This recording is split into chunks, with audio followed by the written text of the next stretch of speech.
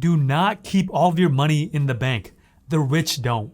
Why should you? What's up, winners? My name is Nam. If you're new here, welcome. Here we talk all things personal finance and credit. Start now by subscribing so you don't miss out on any future videos. In this video, I will talk about why you should not park all your money in a bank and what you should do instead. There is a time and place on how much money that you should keep in a bank account. If you're like me, you're probably programmed to store all of your money inside of a bank.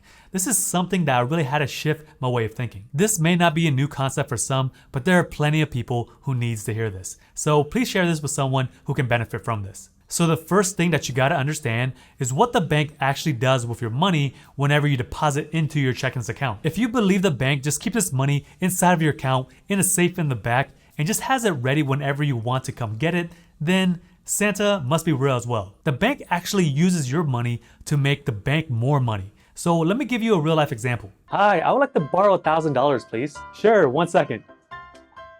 Sir, would you like to open up a checkings account? Sure, that sounds like a great idea. Can I deposit $1,000? Perfect, thanks. Hey, here's your $1,000 loan. Just remember there is a 7% interest on it, so you'll pay back the $1,000 plus interest. Perfect, will do. Here's the $1,000 plus interest. Great, thank you. Hey, I'm planning to buy a new TV. Can I withdraw $1,000, please? Of course, here it is. And this is what's called fractional reserve banking. This is probably the most common form of banking practice by many institutions around the world. This involves getting bank deposits from customers and then making loans out to its borrowers. Most banks are required to hold on to at least 10% of deposits in reserve, and then they're free to lend out the remaining 90%, which even isn't their money. Actually, during the pandemic, the Federal Reserve allowed banks to have a 0% reserve. But Nam, my account says I have $1,000. You do got $1,000 as a digital currency. The bank will never tell you how much of your money is actually being lent out. This can actually go towards businesses and projects that you don't even approve of. The banks end up making more money with your money and barely giving you a cut of the profits. If you didn't realize the bank was doing this, you actually gave them permission when you made an account. It is just in the fine print that nobody reads. The national average for interest rates for checkings account is a measly 0.03%. If you place your money into a savings account instead, you get twice as much. But that does not sound as good as it does because it's only 0.06%. If you were to store $1,000 in a savings account for 1 year, you will make a whopping 60 cents. So whenever you deposit your money into the bank, they're barely doing anything for you, but it's doing everything for them. In fact, if most people knew that their money might not be there in an emergency withdrawal situation, then they may question whether or not banks are a safe place to keep that hard-earned cash. Yes, most banks and credit unions are FDIC insured up to $250,000, but all this is if the bank fails, this government agency would protect you up to that amount. This sounds good, but we all know that speed is an oxymoron to the government. So it's probably gonna take some time for you to see that money. This came about right after the Great Depression happened. There was an economic downturn and everybody was trying to get their money out all at once. A lot of banks collapsed because of this. So imagine if something like this happens today. Even with this insurance, how do you think they would come up with that money? They would probably just print more. You might be thinking to yourself, this may be worth it because your money is not taking a risk and the likelihood of the banking system collapsing is low. But you better believe that your money is dissolving in the wind as the Avengers did in the blip. This, my friend, is called inflation. Inflation is also called a silent tax or a silent killer of wealth if you're not aware of it. Every single month, there is a new statistic called a CPI. This is also known as the Consumer Price Index.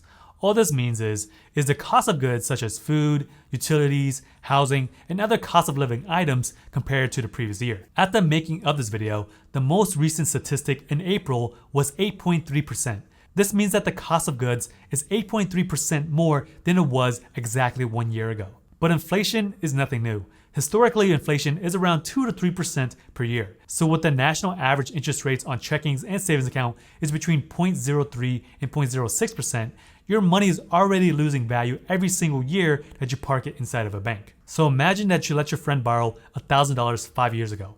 They recently just paid you back exactly $1,000. You just lost interest in that relationship. That was my poor attempt at making a finance joke, but I think I deserve some credit for this. Okay, I'll stop. I'll just leave it alone. But in all seriousness, you can actually see this in action.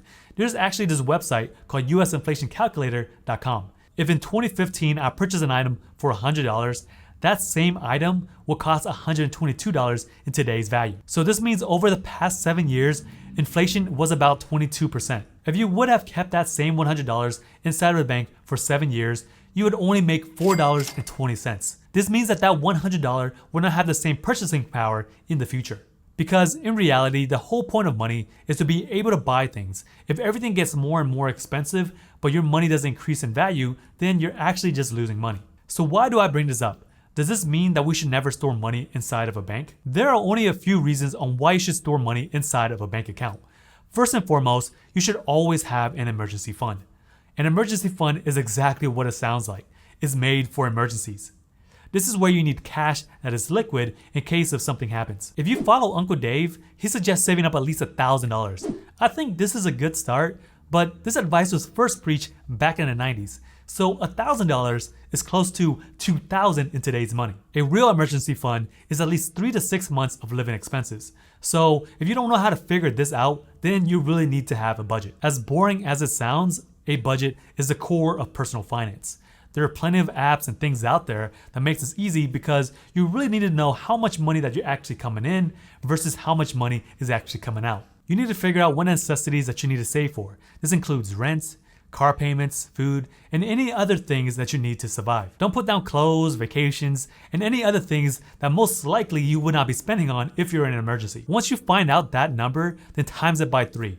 Once you get 3 months, then you can go up to 6 months or whatever you find comfortable. The more steady your income is, the less that you can have in an emergency fund.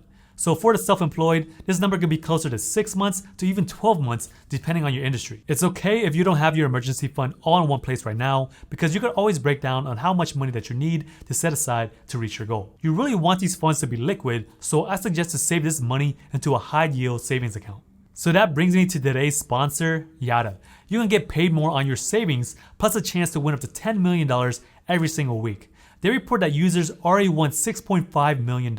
As you already know, the national average for checking a savings account is extremely low.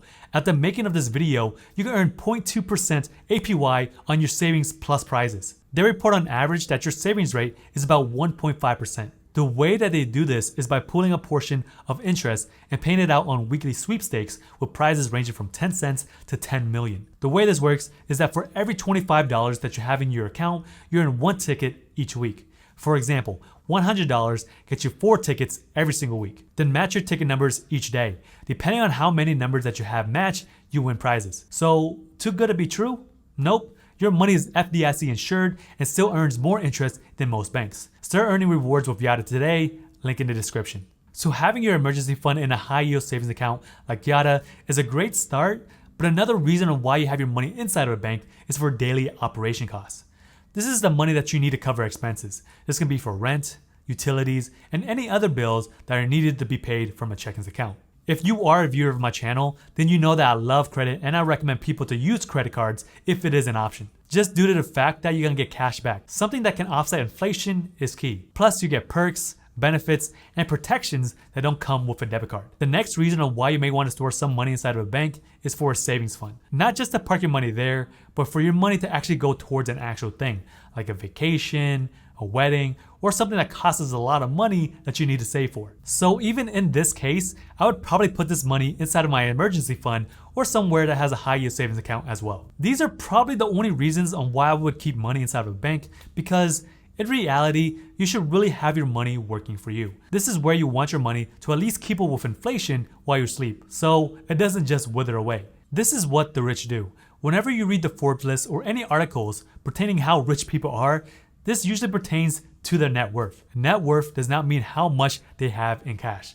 The majority of billionaires' wealth are in assets. This can be from stocks, businesses, real estate, and any other thing that has value. This is the type of mindset that more of us should have. So probably the first and easiest thing to make your money work for you is through index funds. If you have no clue what an index fund is, then you probably heard of the S&P 500 or what some called the market. All this is just a collection of companies that you invest in all at once. With the S&P 500, these are just the top 500 companies that are trading in the stock market. Some of these companies include Apple, Facebook, and Microsoft.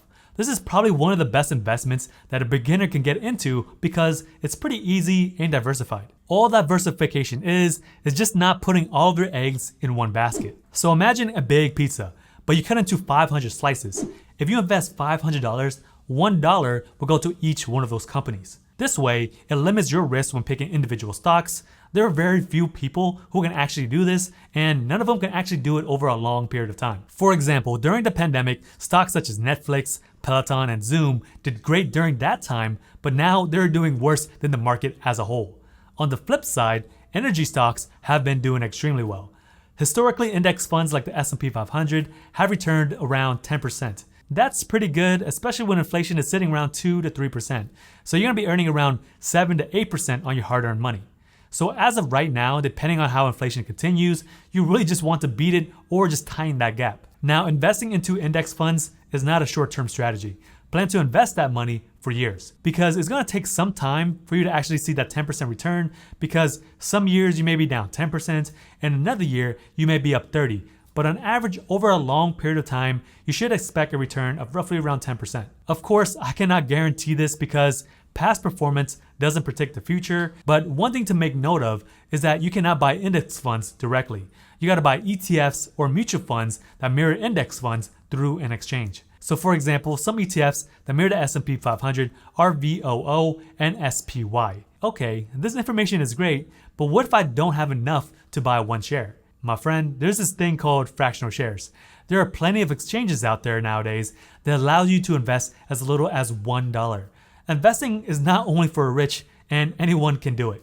So if an ETF is $100, but you only got $50 to invest, then you can buy $50 worth of that ETF. If you are not currently invested right now, I would suggest Webull. Currently they have a promotion where you can get 6 free stocks value up to $12,600. Just by opening up an account, you get 2 free stocks.